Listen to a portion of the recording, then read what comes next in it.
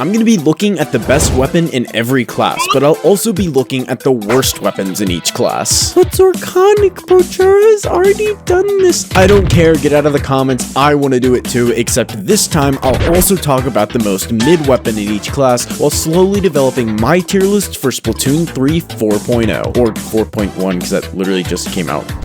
First up is the shooters, but I'm going to be breaking them up into 3 sections since there are so many. Short and mid-range, long-range, and semi-automatic. So let's start with the short and mid-range shooters. The vanilla Splattershot is a nice middle ground for all shooters, with a solid main weapon and decent kit. I wouldn't say there's synergy between anything, only because Suction forces opponents out of a specific area while Trizuka suspends use of the main weapon, but each of these 3 options are solid alone and work alright together. Then we have this, and this. They both share a slot because they both equally suck. Sploosh has the smallest kill range of any weapon in the game, and the kits it has aren't terrible, but they're just outclassed by much better kits and main weapons, and there is absolutely zero reason to choose these. And I don't know if it just comes with using the weapon, but every Sploosh player I have ever run into ignores the objective and rushes for the enemy plat. If you want a short-range, fast-killing weapon, there are options. Sploosh is not one. However, that's where its older brother comes into play, at the complete opposite side of the spectrum. Vanilla Splash is the best shooter hands down. It's been on top of the meta since the game launched and has yet to be overtaken. It has no jump RNG, a fast kill time, burst bombs for paint and support, and the second best special in the game. And even after getting a few slaps on the wrist and nerfs, it's still king. So the Splattershot Pro went from being a top pick in Splatoon 2 with the Kenza to something nobody seems to like. I am not one of those people, I just think it's aggressively mid. Unfortunately for it, it did not get Splat Bomb, and instead was cursed with Suction, a bomb that's good, but once again, doesn't exactly play into the strengths of the main weapon. Plus, with the Pro being as ink hungry as it is, along with the costly Suction Bomb, it just kinda leads to it being slow. However, it does have Booyah, which, I mean, it is 210 points for special, but at least the two work well together. The main weapon itself is also not that bad. Again, it is ink hungry, but it has range and it's strong. But the 96 Gal Deco is even stronger with more range and a kit that synergizes infinitely better. With it being a 2-shot with good paint, its only drawback is its terrible ink efficiency and accuracy. That's where the splash wall comes into play, making you able to take much more aggressive positions with it. And once in these positions, you can pop the equally aggressive special, Kraken, to potentially get some picks. It's a kit with some of the best synergy out there, unlike its older brother, the vanilla 96 Gal. This thing has the worst special and a bad sub-weapon. However, Sprinkler does paint for it, which is more that can be said for the vanilla Jet Squelcher. Yeah, you thought this was bad, but the Jet Squelcher has the worst special on its kit and the worst sub-weapon, cementing it as the worst long-range shooter in the game. Yeah, the thought is there, you can finish kills using the line marker, and most positions you'll be in are suitable for ink vac, but that doesn't change the fact that these weapons aren't good. Thought and potential synergy won't help that. The semi-automatics are in a weird spot. There isn't exactly a super good one at the moment. While the Squeezer is very good at its job and is by far the best one, the rest exists in sort of a limbo. Like, the H3D has potential, it's got long range, splash wall, bubbler, and good paint, so, I mean, what holds it back? Well, the fact that bubbler is still not great in the current meta of crabs, inkjets, and tacticoolers, but also that these two things do its job much better, which makes it just kinda because not only does the Squeezer have longer range, a splash wall, and an entire mode solely for painting, but it's much more mobile and has a special that, while still not great, can deal with crabs and take players out much better. Doesn't make the special good, but it still has that small niche that makes it better than the bubbler. And the worst weapon is, unsurprisingly, the H3. And you might be saying to yourself, the vanilla L3 and H3 have meta specials, yet their D counterparts are better despite having worse specials. Well, this is true, but subs matter a bit more than specials sometimes. So when you have something like the L3D with burst and stamp, that synergizes a whole lot better than curling and crab. Same goes with the H3. There is no point to this having point sensor, and tac is good, but like, why does this have it? Use an in-zap if you want to get it more reliably with a better main weapon, but most of the backlines that have received tac don't exactly benefit too much from it, and the two meta weapons that do have it are just better in every way.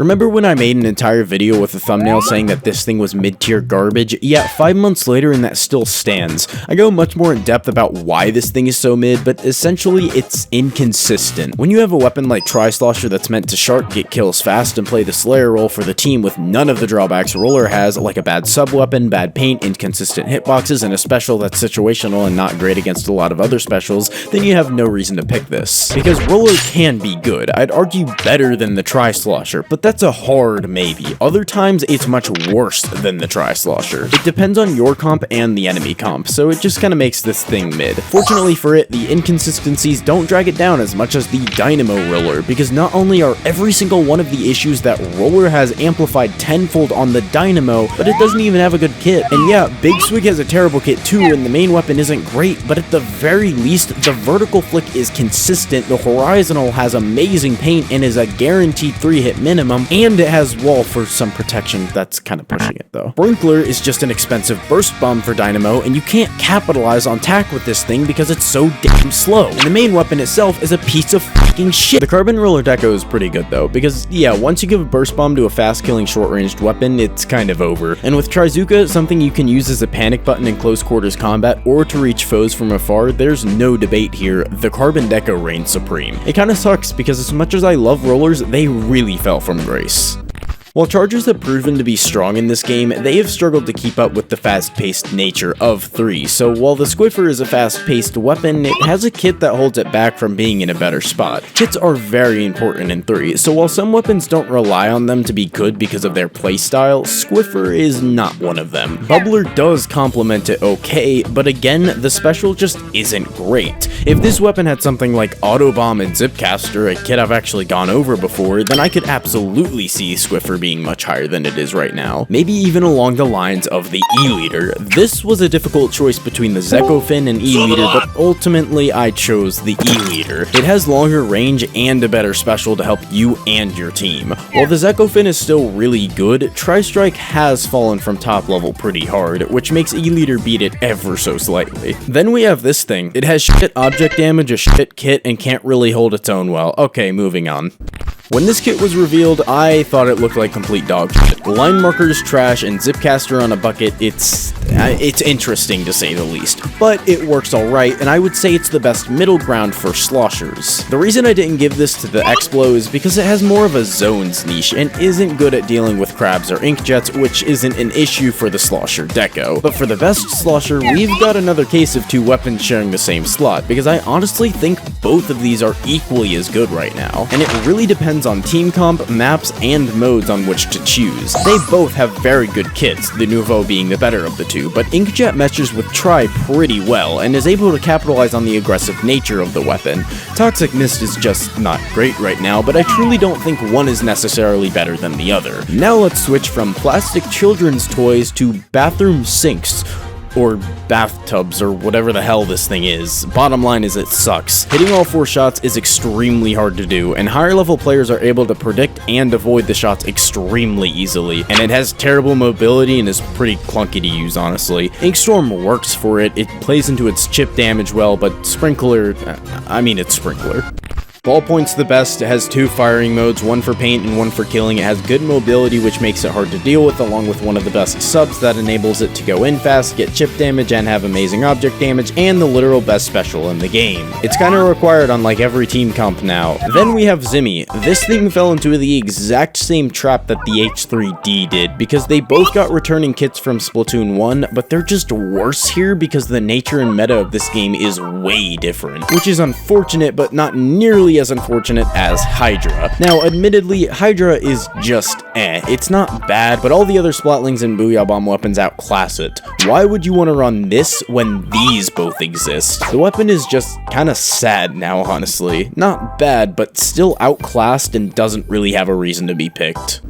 So while the 52 and 96 are sitting comfortably at the top of the shooter class, the Gluga Dualies are sitting in the middle of the Dualie class, which is honestly another case similar to the Hydra. It's not a bad weapon, it's simply outclassed by other weapons that do the things that it does better, giving no one a real reason to choose it. It has worse paint, terrible fall off, the regular fire mode doesn't two-shot, and the turret mode still isn't a guaranteed two-shot, and the kit is good, actually nothing bad there. However, this might be a hot take, but I think the vanilla Dualies are heavily slept on and definitely the best in the Dualie class. Not only do they have a kit with the second best special in the game, but the main weapon rivals Splash in paint, mobility, and damage. Plus, these things have dodge rolls. Yeah, both Tetras are good at killing and distracting, but that's about it, because they sure as hell don't have good mobility, nor kits. Doesn't take away from the fact that these are top tier, but I think the vanilla Dualies just outclass them a very small bit.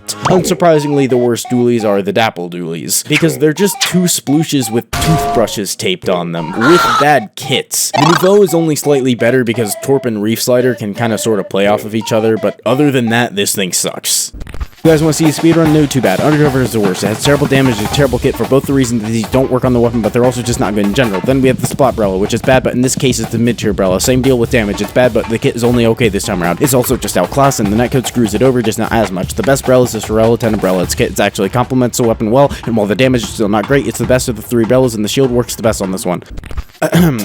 Well, this is awkward. We only have two stringers still, almost a year into the game's lifespan. Well, not much has changed since 10 missiles got nerfed. The tri-stringer is still the best, and the Reflux is still the worst. Reflux's niche of missile spam was quickly shut down, and while it has good paint and in the right hands can be threatening, it's too inconsistent in the shots it takes, and in my opinion, it's awkward to use. The tri-stringer is also not top tier like the best chargers because it has somewhat of a lackluster kit and not good paint. It has its use cases and is not bad, but like the Reflux, it's not as consistent at hitting its shots like a regular charger is. And while the weapon is used in a different vein, able to utilize its exploding arrows to take space and put arguably more pressure on the opponents than any charger, it's also slow and weak. It's not bad, but it could be better.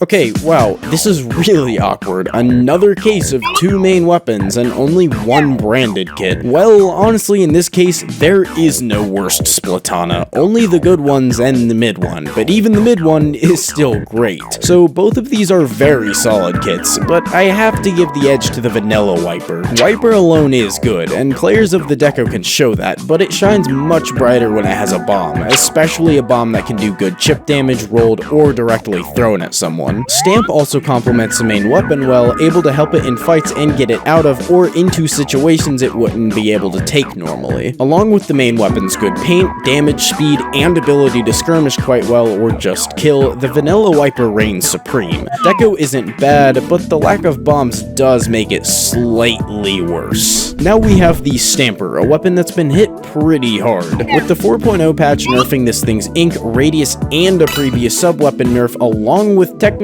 a special nerf because of the paint nerf it received, and Crab falling from the meta, meaning we don't really need this to shred it anymore, it just kinda exists. You can't use it as a QR weapon anymore because of its dependency on abilities, and because Inkjet is almost a must, it's just not seen as much anymore. Again, it's not bad, and even though I'm labeling it as the most mid-Splatana, it's still really good, but just not as good as it once was. And no, I didn't forget you guys.